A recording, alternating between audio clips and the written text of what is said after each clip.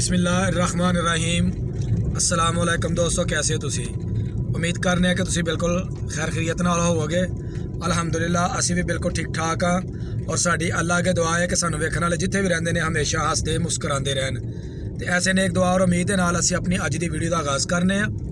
मेरे नाल तुसीं देख रहे हो मेरे दोस्त ने जनाब मियाँ इमरान साहब।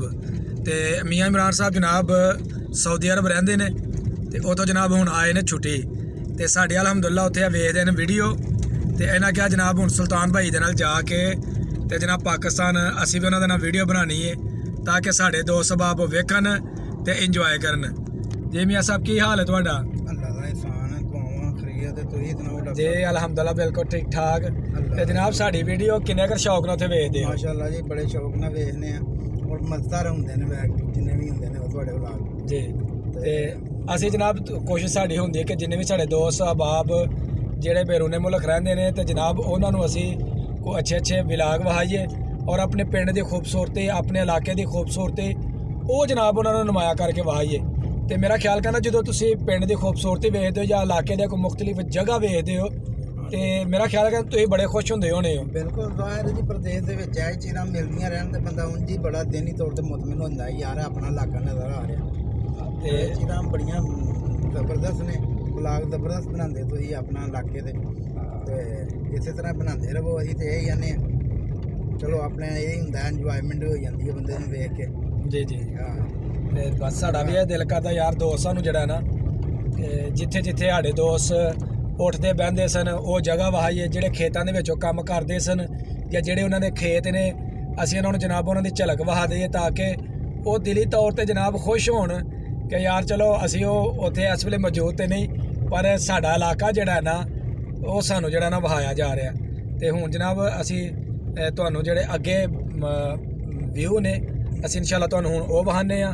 तो आओ जनाब तुहानू हुण लैके चलने उन्हां व्यूज़ की तरफ जनाब उन्हां दिलकश ते हसीन मंजर की तरफ तुहानू जनाब लैके चलने अजना मियाँ साहब का दिल कर रहा है अमरूद खान ते असी जनाब हुण इतों खान गए अमरूद। तो महर जी अमरूद जरा नरम नरम ही बिच रखियो जी। हाँ जी बिल्कुल ठीक।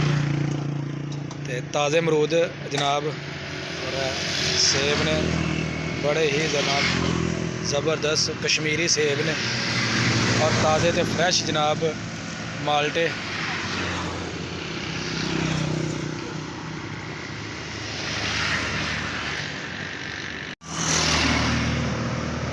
जनाब मेन रोड है तो व्यू वहाया जान दिया बड़ी खूबसूरती है। रोड के उपर लोग आ रहे ने जा रहे ने और अपने अपने कामों के मसरूफ ने।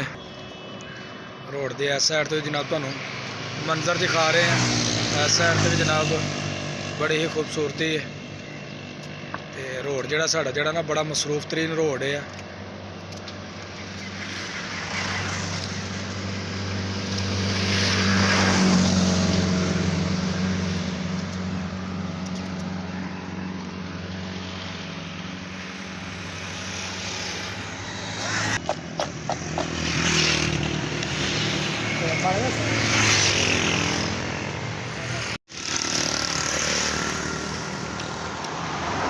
जनाब असीं करन डे आ अमरूदां नूं इंजॉय। अमरूद बहुत ही ज़बरदस्त ने मिठे ते नरम अमरूद ने।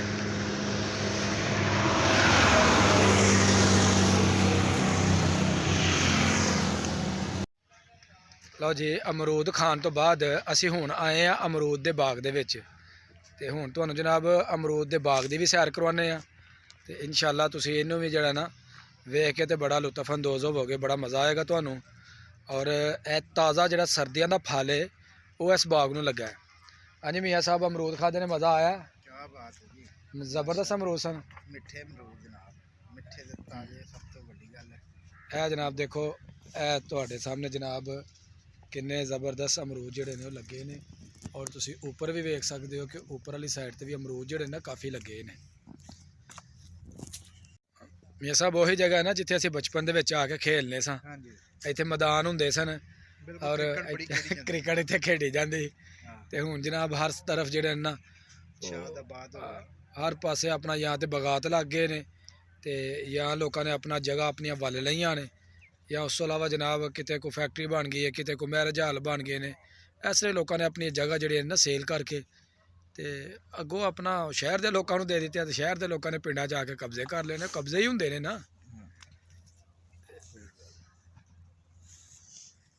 ਔਰ ਬੜੀ ਹੀ ਖੂਬਸੂਰਤ ਜਗ੍ਹਾ ਹੈ ਜਨਾਬ। ਪੌਦਿਆਂ ਨੂੰ ਜਿਹੜਾ ਨਾ ਪਾਣੀ ਲਾਇਆ ਜਾਣ ਡਿਆ।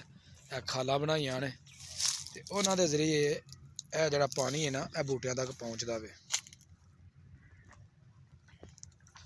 ਇਸ ਤਰ੍ਹਾਂ ਹੀ ਦੂਸਰੀ ਤਰਫ ਵੀ ਵੇਖ ਸਕਦੇ ਹੋ। इधर भी छोटिया छोटिया खालियां जड़ियां ना यह बनिया ने और इन्हां दे जरिए पौधों नूं पानी दिता जाता ताकि पानी ज़ाया भी जड़ा ना वो ना होए। जी सर्दियों का फल तुहानूं दिखाया जा रहा है। फल जड़ा जनाब माशाल्लाह बहुत ज़्यादा लगा है। देख सकते हो ऊपर जनाब अमरूद जड़े ने वो पक्के ने।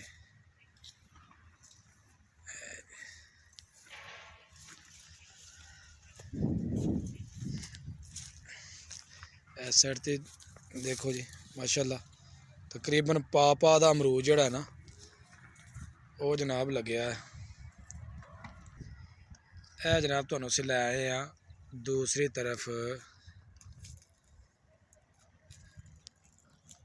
खेतां दी तरफ और खेतां दा भी जड़ा ना बड़ा ही खूबसूरत मंजर है।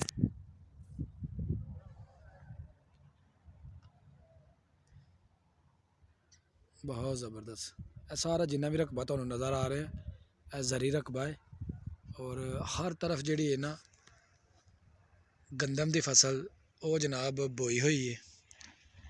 तकरीबन 2-3 माह तक जिहड़ी इन्हां दी कटाई भी वो हो जानी है क्योंकि फसल माशाल्लाह पूरे अपने जोबन ते वे।